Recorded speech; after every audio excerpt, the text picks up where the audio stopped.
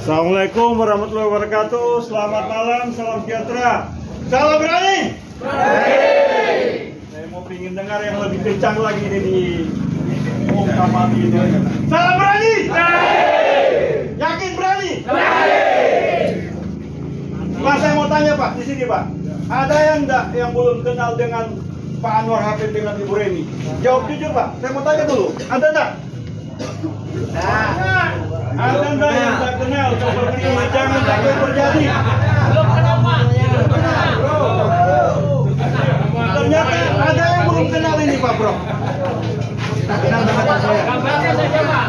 Gambar ya? Oke. Izin Pak, Bapak nggak kenal profil Pak Anwar Hafid dan Ibu Reni ini, apanya yang Bapak nggak kenal? Ya orangnya kan belum. Mantap, itu pertanyaan berani. Berani terbuka Pak. Ya.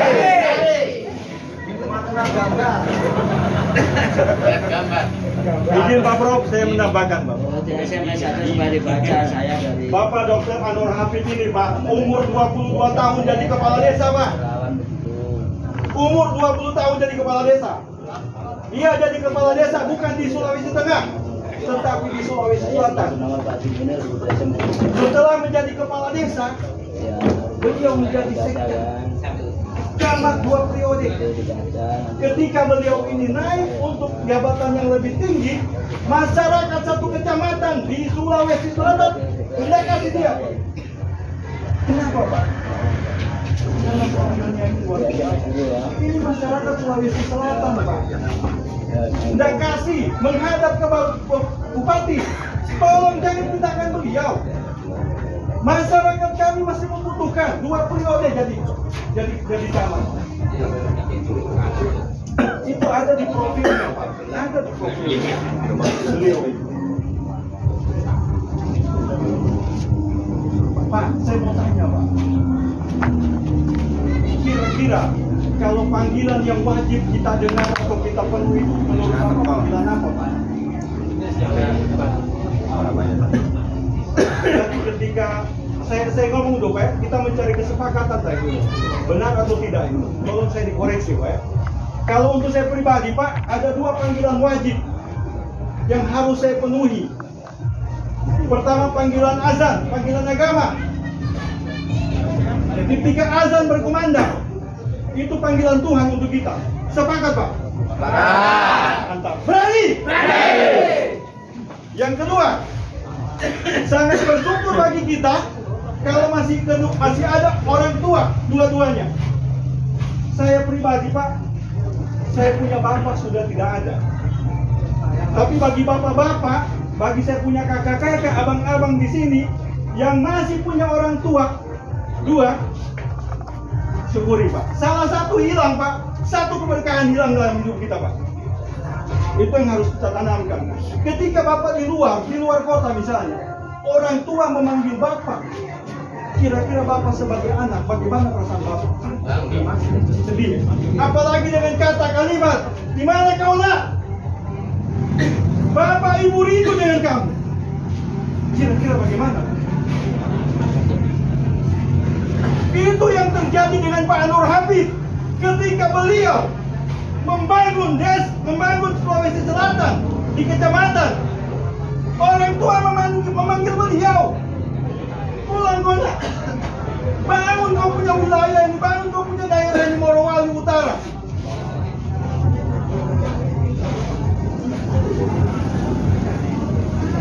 Kira-kira Pak, dengan modal 200 juta Pak, maju sebagai anggota DPRD kota atau DPRD kabupaten, kira-kira sanggup itu Pak, 200 juta? Tapi beliau maju dengan anggaran 200 juta untuk menjadi bupati. Apa yang terjadi Pak? Beliau naik. Kenapa naik? Karena jalur langit Pak. Orang tua yang memanggil, nak silakan kau cari uang. Kami warga. Dan orang tua akan mendoakan kamu. Itu terjadi Pak. Saya tidak bohong ini Pak. Dan beliau sendiri yang mengatakan kepada kami, 200 juta itu dapat dari mana, Pak? Dari SK yang digade oleh istrinya ke bank.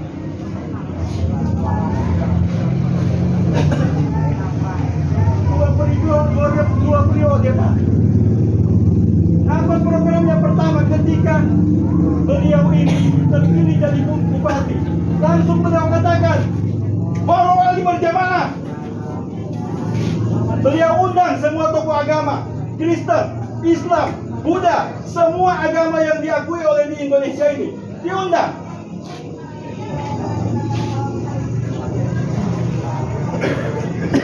Mana kopium, mana kureng, mana semua.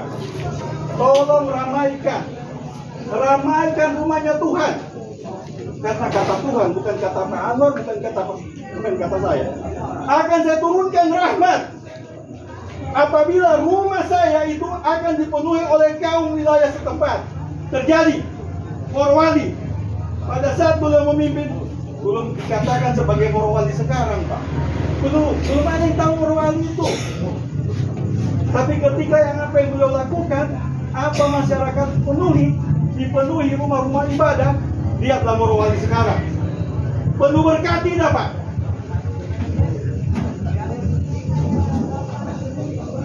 Itu yang saya harapkan kepada bapak-bapak semua. Mari kita memimpin, Pak.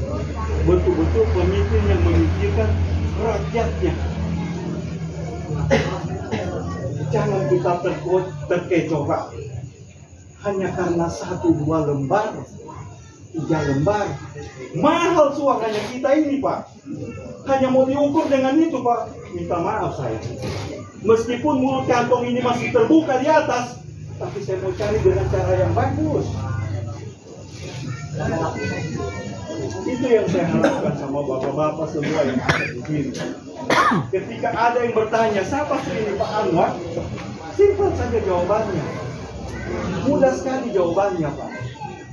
Lihat rekam jejaknya beliau, sama beliau memimpin Morowali.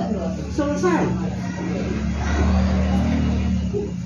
Kalau ada orang Morowali di sini, sebenarnya paling bagus. Saya minta keterangan langsung dari dia. Kira-kira ada orang Morowali di sini, Pak? Yang pernah di Morowali, Pak? Ada. Kalau ada, saya malah ingin bertanya, bagaimana kira-kira beliau selama memimpin Morowali, supaya menjadi bahan masukan juga bagi saya. Jadi saya rasa cukup sekian barangkali Pak ya. Saya bercerita tentang Ibu Reni, Pak Nur Habib. Sekarang Ibu Reni, ada yang tidak kenal? Ya? Berani, Pak? Berani apa? Terbuka?